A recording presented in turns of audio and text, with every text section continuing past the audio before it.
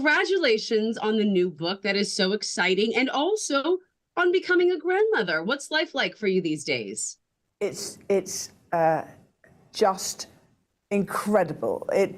I learned trains and trucks with August, and I learned Barbie dolls, more Barbie dolls, because I love Barbie dolls, with Sienna. And there's a new one on the way, and I've got 2 corgis, and I've got 2 beautiful girls that have great mothers, a sense of responsibility and humility, and I'm so proud, and I think they're proud, that their mother started a new career in becoming a novelist. A Most Intriguing Lady is your second novel. Your heroine is a strong, redheaded woman, strong-willed, something you know quite a bit about.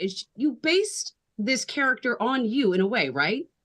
Yes, I mean, the book 1 was Lady Margaret, her heart for a compass, and I learnt that the more I could talk about myself through this character, my great-great-aunt, that the brothers had been written about, but not her. Then I found she had a sister, Lady Mary, so I then went through her to learn how to become more your authentic self by being curious in life. So she becomes a female detective in the evening. She joins gangs to help the police solve society crimes. She is a super sleuth, and she has this sort of rascal look at tightrope walking into from one turret to another in a Scottish castle. Of course you do.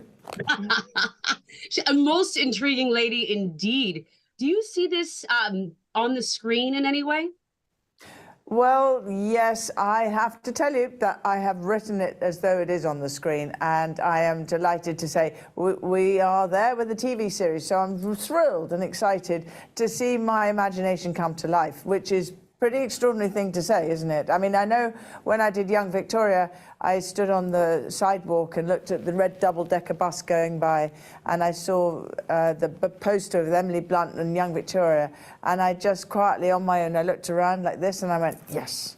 I think it's, yes, I think that to take an idea out of a very creative person's mind and make it happen, is you could not give a better gift. So thank you to the entertainment industry. You know, it's actually so nice to hear someone like yourself who's so accomplished, entitled, to be so humble and grateful. I have to say, that is really amazing. Speaking of writing, you wrote very beautifully about the Queen. After her passing, you said that she was almost like a mom to you. What do you miss about her the most? My dog walks. The fact she would enjoy the magnolia buds coming out now, that she likes the Daphne plant, and everything that I love, which is the spirit of adventure in nature, I shared with her, and we shared together, and she would find things that I say funny. And I love when she laughed with me, because you could really see the joy. And we had a very similar sense of humor, and it was like a hand on the back, which you could never see. Well, thank you for sharing that. You mentioned earlier that the corgis are with you now. How are they doing? They are, they're sort of beautiful and fabulous and gentle. And I think if they're there, then she's there. And so it's their national treasures, and I worry they're going to run into a tree. But anyway, they are very special people, actually. I have 5 Norfolks and 2 corgis, and they're really cool. They're really, it's like a moving carpet. I mean, it sounds like they share your adventurous spirit, so that must be fun to go on walks. Exactly. But Amity, one thing I will say, going back to that humility, is my dad always brought me up that the kitchen is more important than the dining room table. And he was right. He always made sure everybody was looked after. And I remember my dad at our wedding in 1986, when it was such a high-profile wedding, i.e. the country took a day off. It was just sort of, he always made sure that the chauffeurs or the runners or the people that were the real people putting the wedding on were all looked after. And he's always been like that. So I think it's entrenched in my DNA, which is why I researched Lady Margaret and Lady Mary, as to why my DNA has this sense of complete and utter humility of what life is, through joy. We're so excited to see this next chapter of your life. Would you have any advice for anyone considering making a career pivot like you did?